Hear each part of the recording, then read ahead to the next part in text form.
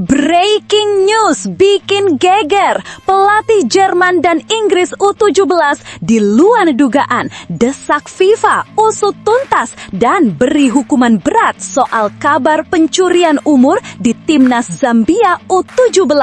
Bahkan berikan dukungan penuh untuk Indonesia U17 jelang vs Brasil. Wah, validkah? Kabar gembira menghampiri. Meski kalah di laga perdana, ternyata timnas U17 Indonesia dipastikan bisa lolos dengan sangat mudah dari fase grup Piala Dunia. Benarkah tanpa perlu capek-capek kalahkan Brazil U17 besok malam? Fans timnas wajib simak ulasan membahagiakannya berikut ini. Ini baru top Marco Top. Segera dapat pelatih top berkualitas dari Eropa, timnas Indonesia dijagokan lolos semifinal Piala Asia 2027. Semua dipastikan sangat bahagia dan super optimis dengarnya. Simak semua detailnya hanya di sini.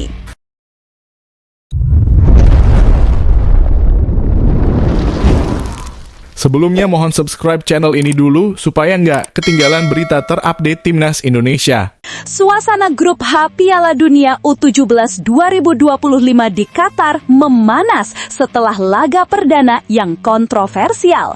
Kekalahan timnas Indonesia U17 dari Zambia menjadi sorotan, namun bukan hanya karena hasil di lapangan. Ada bisik-bisik yang kian menguat menjadi desakan keras dugaan pencurian umur oleh Zambia. Di tengah situasi ini, menjelang duel maha berat melawan raksasa sepak bola muda dunia, Brasil U17, sebuah uluran tangan tak terduga datang dari dua nahkoda tim muda Eropa yang paling disegani, Christian Vuk, pelatih Jerman U17, dan Liam Bramley, pelatih Inggris U17. Mereka secara terbuka memberikan insight taktis yang luar biasa berharga untuk Coach Nova Arianto, sekaligus mendesak FIFA untuk bertindak tegas atas isu integritas di turnamen ini. Vuk dan Bramley menyuarakan keprihatinan serius yang didengar oleh banyak komunitas sepak bola, dugaan keras pencurian umur yang dilakukan oleh beberapa pemain Zambia U17. Isu ini mengemuka setelah kemenangan telak Zambia atas Meksiko dan Indonesia, di mana fisik dan perawakan beberapa pemain Zambia terlihat jauh lebih matang dari usia U17. Fakta masa lalu menunjukkan bahwa Zambia pernah didiskualifikasi dari turnamen kontinental karena kasus overage. FIFA harus segera bertindak. Integritas turnamen ini adalah harga mati. Jika ada bukti kuat dan keraguan dari banyak pihak, maka pemeriksaan magnetic resonance imaging (MRI) harus dilakukan segera. Jika Zambia terbukti bersalah, diskualifikasi wajib diterapkan. Ini bukan hanya soal hasil, ini soal fair play dan keadilan bagi tim-tim seperti Indonesia yang bermain dengan pemain usia asli dan berjuang dalam situasi yang tidak setara, jelas Vuk. Kami, Inggris, sangat menghargai sportivitas. Jika tim menghadapi lawan yang usianya jauh lebih tua, maka peluang mereka untuk berkembang dan bersaing menjadi tidak ada. Ini merusak semangat turnamen. Saya mendesak FIFA untuk mengusut dugaan ini dengan cepat dan transparan. Jika terbukti, hasil pertandingan harus dibatalkan dan Indonesia berhak mendapatkan keadilan poin untuk persaingan di grup H. Ini demi masa depan sepak bola, ujar Bramley. Dua pelatih yang memimpin tim juara dan runner-up di kompetisi Eropa ini memiliki pengalaman mendalam melawan tim-tim Amerika Latin dengan gaya main yang mirip Brasil. Bantuan mereka didorong oleh rasa hormat terhadap potensi Indonesia U17 dan keinginan untuk menjaga persaingan tetap adil. Vuk, yang dikenal dengan pendekatan taktis yang sangat terstruktur dan detail, fokus pada cara Indonesia dapat memastikan mematikan suplai bola dan kreativitas di lini tengah.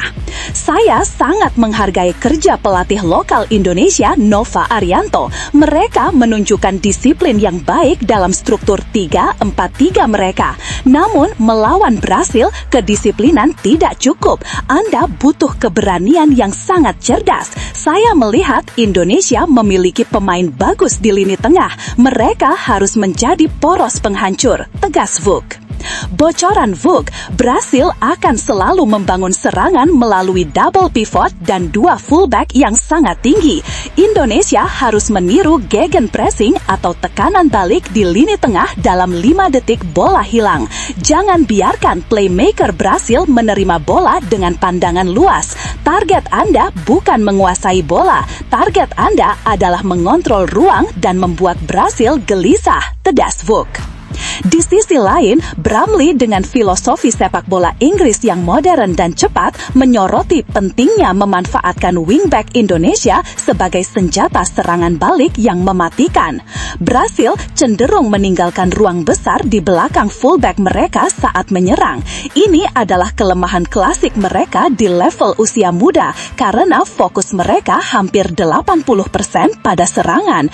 Indonesia punya pemain cepat di wingback dan winger, ungkap Brumley.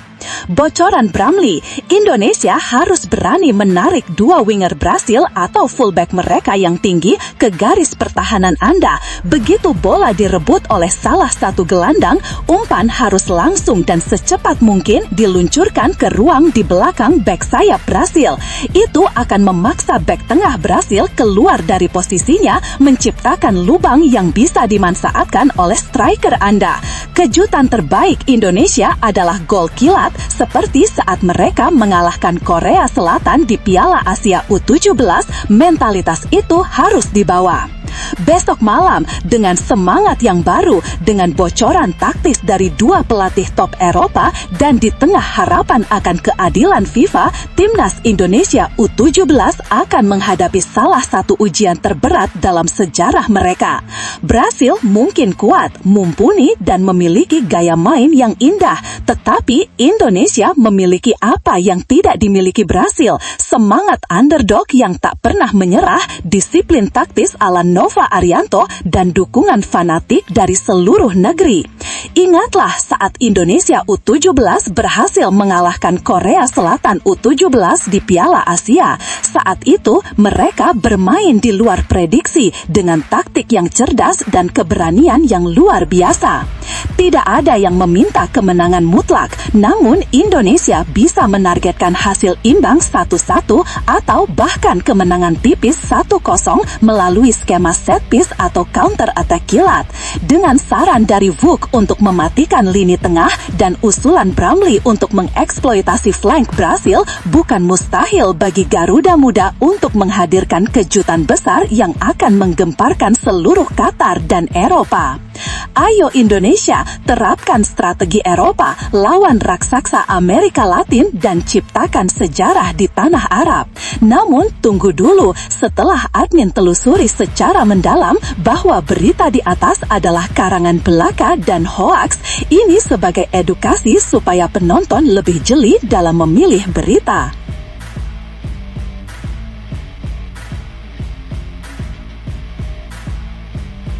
Kabar gembira menghampiri. Meski kalah di laga perdana, ternyata Timnas U17 Indonesia dipastikan bisa lolos dengan sangat mudah dari fase grup Piala Dunia. Benarkah tanpa perlu capek-capek kalahkan Brazil U17 besok malam? Fans Timnas wajib simak ulasan membahagiakannya berikut ini. Timnas U17 Indonesia telah resmi menapakkan langkah di panggung besar Piala Dunia U17 2025.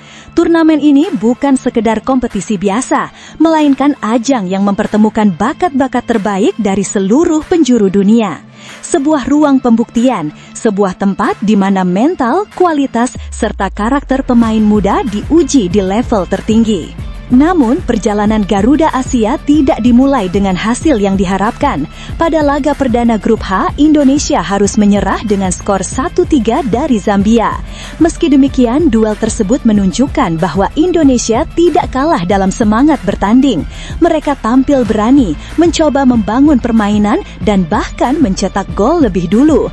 Hanya saja, pengalaman dan efisiensi Zambia dalam memanfaatkan peluang membuat pertandingan berbalik arah. Hasil ini sekaligus menjadi gambaran seperti apa ketatnya persaingan ketika berhadapan dengan tim-tim yang sudah terbiasa tampil di turnamen besar. Zambia sendiri dikenal sebagai tim dengan fisik kuat dan tempo permainan tinggi, sesuatu yang menjadi tantangan tersendiri bagi tim asuhan Nova Arianto. Kini Indonesia berada di posisi ketiga klasemen sementara Grup H. Brasil memimpin setelah tampil meyakinkan, Zambia menyusul di posisi kedua, sementara Honduras berada di urutan terbawah. Namun posisi tabel saat ini belum memberikan gambaran akhir. Kompetisi masih terbuka, peluang masih ada, dan segala kemungkinan masih dapat terjadi. Di tengah situasi ini, platform analisis sepak bola internasional StatsRocket mengemukakan pandangannya mengenai peluang Indonesia untuk lolos ke babak gugur. Mereka menegaskan bahwa kekalahan dari Zambia bukan akhir dari cerita. Masih bertahan, tim Indonesia U17 tetap dalam persaingan untuk babak gugur. Kekalahan 1-3 dari Zambia berarti masih ada pekerjaan yang harus dilakukan. Namun simulasi menunjukkan segalanya masih terbuka di Grup H, tulis StatsRocket di Twitter. StatsRocket juga mengingatkan bahwa sistem kompetisi Piala Dunia U17 memberikan beberapa jalur untuk lolos. Selain juara grup dan runner-up yang langsung melenggang ke fase selanjutnya, tersedia juga tiket bagi 4 tim terbaik yang menempati peringkat ketiga. Artinya Indonesia masih memiliki ruang manuver yang cukup luas. Perhitungan simulasi menunjukkan bahwa hanya dengan 3 poin saja, Indonesia masih bisa terus berada dalam persaingan. Hasil yang paling mungkin adalah 3 poin, cukup untuk tetap dalam persaingan melalui rute peringkat ketiga. Namun, jika Indonesia mampu mencuri poin di 2 laga berikutnya menghadapi Brasil dan Honduras, maka peluangnya meningkat drastis. Dengan 4 poin, Indonesia lolos dalam hampir 80% simulasi. 6 poin bahkan bisa memastikan finish di posisi 2 teratas. Dengan kata lain, 1 kemenangan sama dengan peluang masih hidup. 1 kemenangan plus 1 seri sama dengan peluang besar. 2 kemenangan sama dengan peluang lolos dan bahkan finish runner-up sangat terbuka. Disinilah pentingnya evaluasi serius dan peningkatan mental bertanding. Laga melawan Brasil akan menjadi ujian absolut, sementara duel melawan Honduras berpotensi menjadi penentu nasib akhir Garuda Asia. Sekarang pertanyaannya, apakah Indonesia bisa tampil lebih berani sejak menit awal seperti di babak kedua melawan Zambia? Apakah tekanan mental bisa dikelola agar tidak mengulang kelengahan di momen-momen krusial? Dan strategi seperti apa yang paling tepat ketika menghadapi tim sebesar Brasil yang memiliki kedalaman skuad dan teknik tinggi? Pendapat kalian penting, bukan hanya sebagai bentuk dukungan moral, tetapi juga sebagai refleksi bersama bahwa perkembangan sepak bola bukan hanya tugas pemain dan pelatih, melainkan ekosistem yang melibatkan dukungan seluruh bangsa. Silahkan tinggalkan komentar. Menurutmu, bisakah timnas U17 Indonesia bangkit dan mencuri poin dalam 2 laga sisa?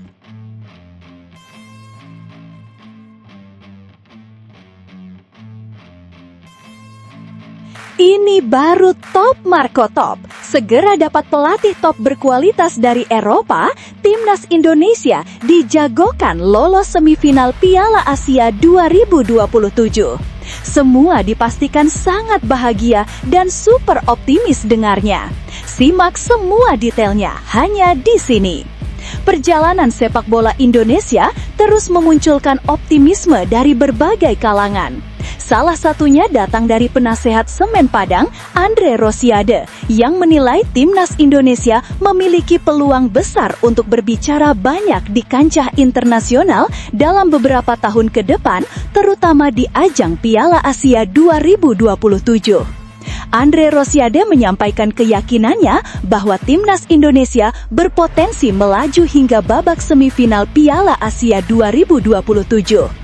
Menurutnya, potensi ini semakin nyata mengingat kualitas pemain Indonesia yang saat ini terbilang kompetitif, baik dari sisi pemain naturalisasi maupun talenta lokal yang terus berkembang.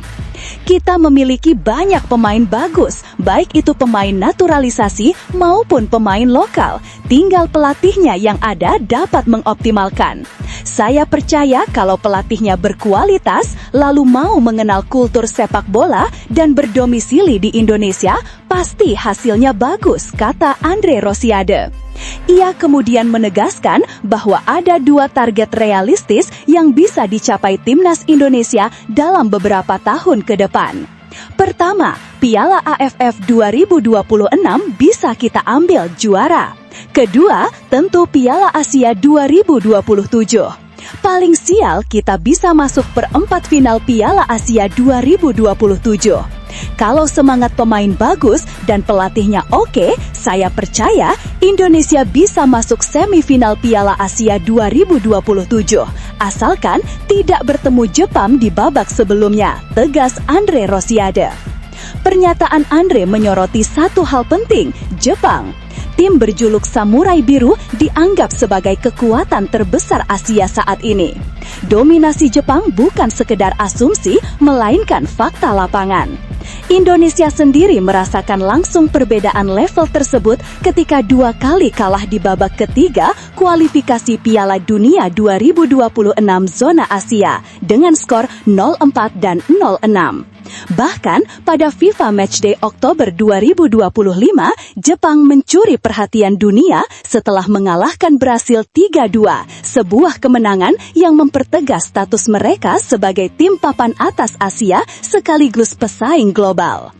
Di sisi lain, Ketua Umum PSSI, Erick Thohir, memilih menetapkan target yang lebih bertahap dan realistis untuk Piala Asia 2027. Alih-alih menuntut semifinal, Erick melihat lolos ke babak 16 besar adalah target utama yang perlu dicapai terlebih dahulu. Kami ada target untuk Piala Asia 2027, bisa atau tidak lolos ke 16 besar. Saat ini, ranking Indonesia peringkat 20-an di Asia, ujar Erick Thohir dalam konferensi pers di Stadion Utama Gelora Bung Karno, Jakarta, Jumat 24 Oktober 2025. Meski begitu, Erick memastikan bahwa persiapan Timnas Indonesia tidak akan dilakukan asal-asalan. Saat ini, PSII disebut sedang dalam proses pencarian pelatih baru untuk Timnas dengan nama-nama potensial sudah mulai dipertimbangkan. Tapi yang besar itu tahun depan ada FIFA Matchday Maret, Juni, September, Oktober, dan November. Kita mencoba menjaring nama calon pelatih Timnas Indonesia, kata Erick Thohir. Sudah ada 5 nama, tapi kita harus godok lagi. Dari 5 nama ini, kita harus diskusi lagi dengan banyak pihak, termasuk yang ada di PSII maupun pemerintah. Dari 5 nama ini, belum tentu available, lanjutnya. Jika proses seleksi berjalan lancar, pelatih baru kemungkinan besar akan diumumkan pada awal tahun depan, tepatnya Januari 2026. Hal ini membuat publik penasaran mengingat pelatih baru tersebut akan memegang peran besar dalam menentukan arah permainan, mental, dan kultur timnas nasional menuju Piala Asia 2027. Melihat keseluruhan wacana ini, ada 2 pandangan yang kini berkembang. 1. Keyakinan kuat bahwa Indonesia bisa menembus semifinal asalkan pelatih berkualitas dan persiapan dilakukan dengan serius. 2.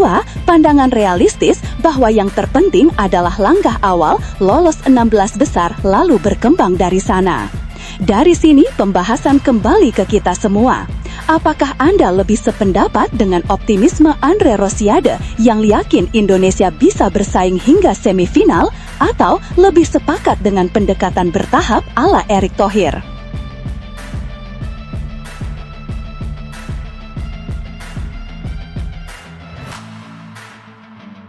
Meski hasil pada laga pertama belum sesuai harapan, kalah 1-3 dari Zambia, para pemain tampak tidak ingin larut dalam kekecewaan.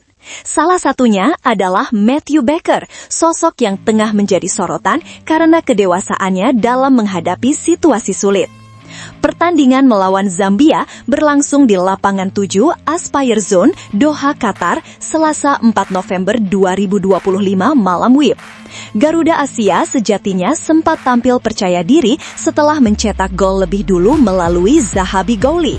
Namun beberapa kesalahan di lini belakang membuat Zambia mampu membalikkan keadaan dan meraih kemenangan. Meski begitu, perjalanan Indonesia belum selesai, justru kini semakin menentukan.